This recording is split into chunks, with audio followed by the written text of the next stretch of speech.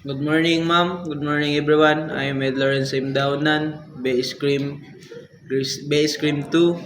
Ang question, what are the most important concept, the lesson of gained from the subject? Ang akong masulti ay studying ethics help you see that the choice matter not just you but other people as well. One important to listen in the idea of doing what I write even when it's difficult, not just what I say or popular. You also learning about the fairness and respect, the treating others to the way they deserve, no matter their background.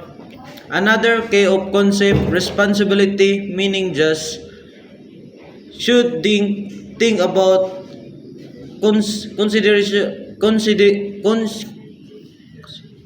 of your actions before making decision. Overall, ethics is teaching you have become more thankful, honest, and accountable of the person every day in life. This learning made me more careful and my decision and more aware how the action affect others. I know try think before act, considering what a fair and right, not just what defines me. My perspective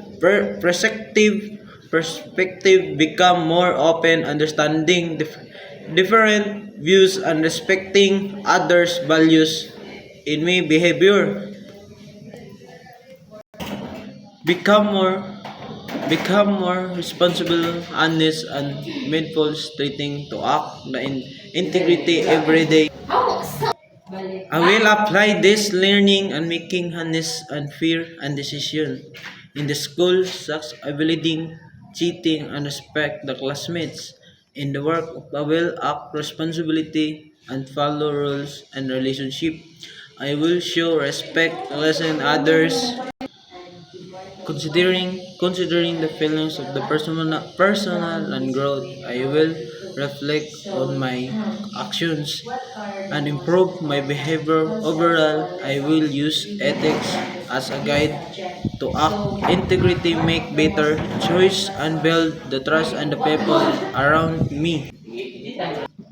Ethic touch me that action have consideration and me most choose what the right, emphasizing fairness and respect and responsibility, dealing with considering different respective overall ethics and help guide and decision and encourage me to life honesty and responsibility and with integrity every day.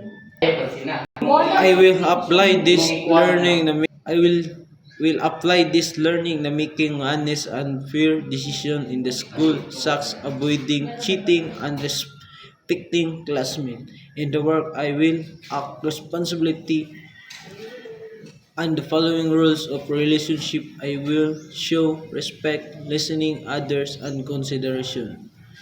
Their feelings more personal growth. I will reflect on my action, improve my behavior. Overall, use I will use ethics and a guide of action and integrity, make better choice and build trust the people around me.